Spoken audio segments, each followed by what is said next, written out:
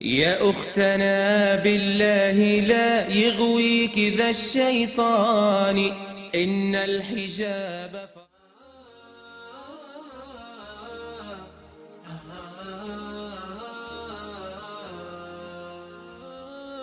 С наступлением жары самым часто задаваемым вопросом для покрытых девушек становится: а не жарко ли в хиджабе, как ты ходишь в нем?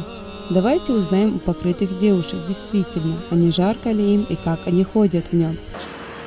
Девушкам в хиджабе абсолютно не жарко. Наоборот, длинная одежда, свободная, большой платок, он защищает от ультрафиолетовых лучей, и в этой одежде девушка чувствует себя гораздо комфортнее, чем в каком-нибудь коротком платье или с покрытой головой. Также неотъемлемой частью является то, что это не желание, а обязанность, то есть так же, как и намаз, так же, как и пост. Это не зависит от нашего желания, это приказание Аллаха, обязанность, и мы должны ей следовать. Девушка, которая носит хиджаб, всегда преследует вопросы по типу не жарко ли, кто-нибудь заставил или сама захотела, почему захотела, почему так рано, особенно в самом начале, и особенно если ты в маленьком возрасте это дело. Хочу сказать, что хиджаб никаким образом не сковывает движение девушки, если она его носит правильно, как велит Всевышний. Это наставление Всевышнего, и никаким образом, даже если оно на самом деле, на самом деле сковывает движение, никаким образом мы не можем от него отказаться. И это такое же обязательное решение, которое должна принять девушка после совершеннолетия, как и намаз, и пост. В переводе с арабского слово хиджаб означает преграда. Иными словами, хиджабом называют одежду, которая призвана скрывать от посторонних глаз женское лицо и тело. Мусульманские женщины облачаются в одежду, которая полностью скрывает то, что по законам шариата нельзя выставлять на показ.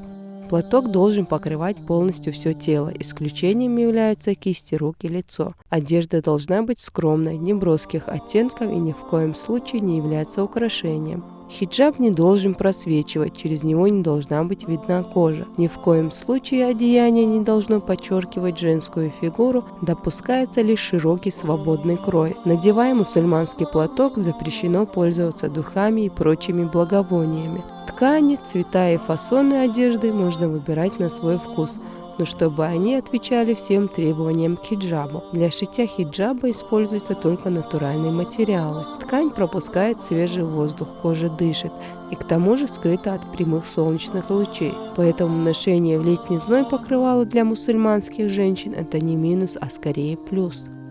Самый часто задаваемый вопрос каждой девушки, которая носит хиджаб, наверное, жарко ли в этой одежде летом. Конечно, жарко, но осознание того, что ты терпишь что-либо ради Аллаха, облегчает тебе это.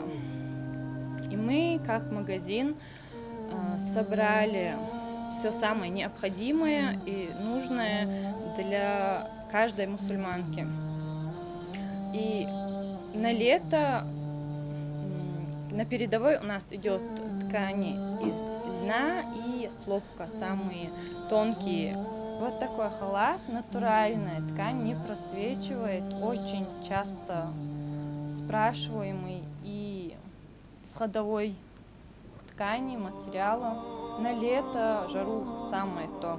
Головные уборы тоже занимают важную роль в ношении хиджаба, и поэтому ему уделяется особое внимание. Все ткани шарфов и платков легкие, не просвечивающие, чтобы в первую очередь были соблюдены каноны хиджаба.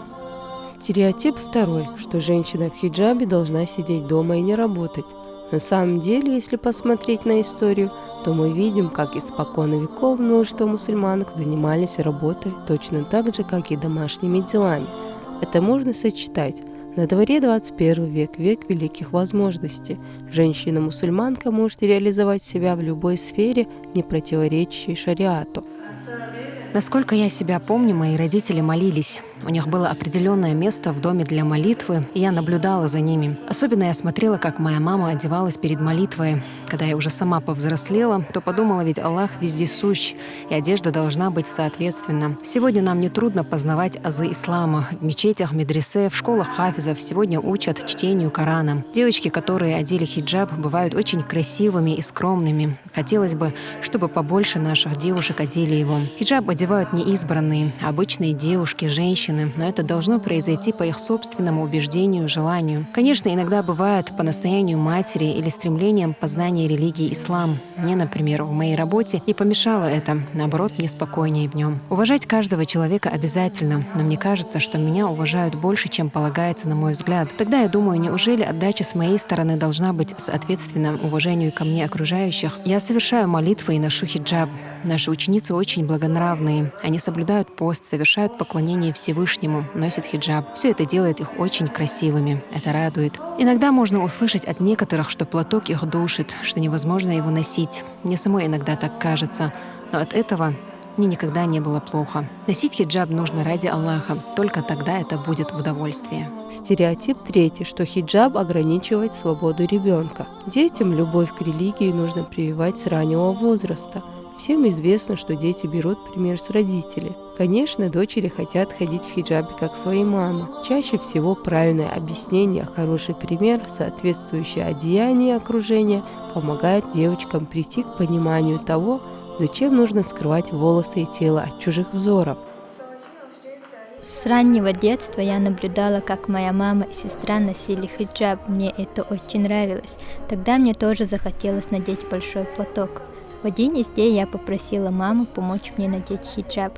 Конечно, мама с сестрой с большим удовольствием мне помогли. И я стала как они. Мне абсолютно не трудно носить хиджаб. В школе и где-нибудь в другом месте меня никто не упрекает, что я его ношу. Многие мои одноклассницы тоже носят хиджаб.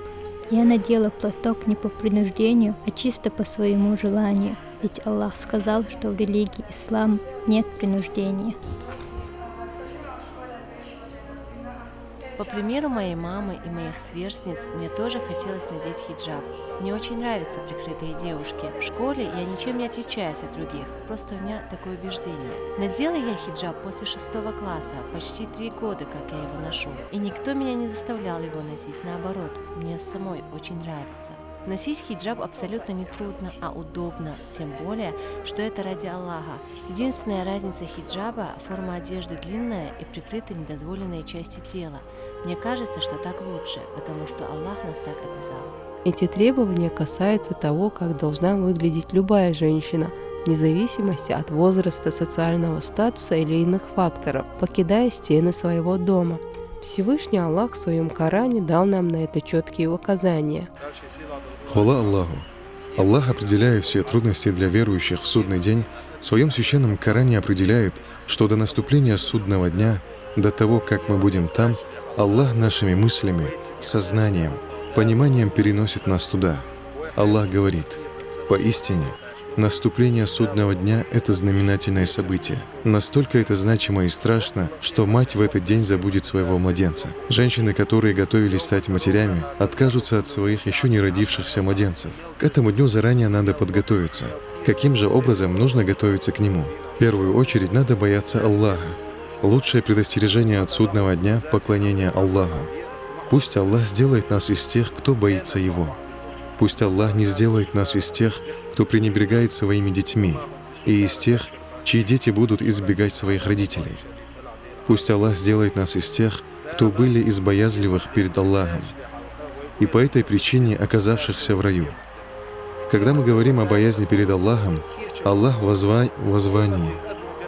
Аллах в воззвании своему пророку, да благословит его Аллах и приветствует, говорит: «О пророк, ты скажи своим женам, они наши матери, своим детям и верующим женщинам, чтобы они прикрыли недозволенные части своего тела. После того, как они оденут хиджаб и станут благонравными, это и является признаком, что им не будет опасности от людей и что они являются истинными мусульманками». В далекие времена к девушкам, ходившим без платка, приставали. Во избежание этого Аллах говорит: если женщины ходят прикрытыми, то это признак их истинной веры и благонравия. Это послание Аллаха пророку, да благословит его Аллах и приветствует. Это обращение не только к пророку, да благословит его Аллах и приветствует, но и к нам, к нашим матерям, сестрам, женам. В этом и проявляется боязнь перед Аллахом. Асхаб пророка, да благословит его Аллах и приветствует, Саад бин Муаз, когда принял ислам, спросил у своего племени, каким они видят его, плохим или хорошим. Они сказали, что знают его только с лучшей стороны, хозяин своего слова, щедрый. Тогда только несколько часов было, как он принял ислам, и он сказал, что разговор между ними не дозволен, пока они не примут ислам. Он настолько боялся Аллаха. Если через год-два не быть благонравным, если 40-летним не быть истинным мусульманином, то когда это произойдет? Если мы рождаемся в мусульманской семье, вырастаем и живем, слушая проповеди из Корана, ходим и молимся в мечетях, и если после всего этого не прикрываются женщины, то когда это произойдет? Если и сегодня мы не оставляем опьяняющие спиртные, если и сегодня мы не боимся Аллаха, то когда это будет? Саад бин Муаз принял ислам, и через несколько часов он уже воззвал людей к истине. Когда он умер, содрогнулся трон Аллаха. Он содрогнулся еще тогда, когда он родился, по той причине, что он очень сильно боялся гнева Аллаха. Пусть Аллах сделает нас из тех, кто искренне боится Аллаха. После того, когда была ниспослана эта сура, до наступления времени следующего намаза пришли асхабы пророка, да благословит его Аллах и приветствует, со своими женами в прикрытой одежде. Они настолько боялись Аллаха. Пусть Всевышний Аллах сделает нас из тех, кто искренне боится Его. И по этой причине мы окажемся в раю Фирдаус.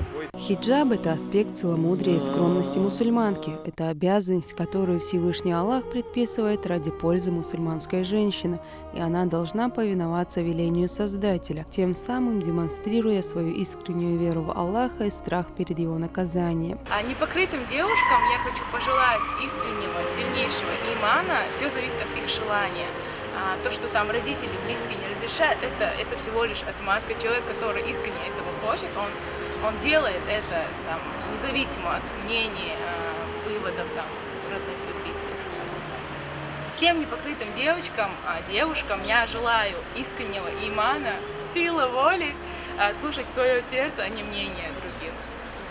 Я хочу сказать всем девушкам, которые не пришли к этому, либо которым, к сожалению, не разрешают покрыться по каким-либо причинам, чтобы они делали дуа для того, чтобы, во-первых, укрепить их иман, и, во-вторых, укрепить иман тех, кто им не разрешает. А ведь несложно стать любимым созданием Господа миров, несложно ходить в мусульманской одежде, а наградой за это будут сады блаженства.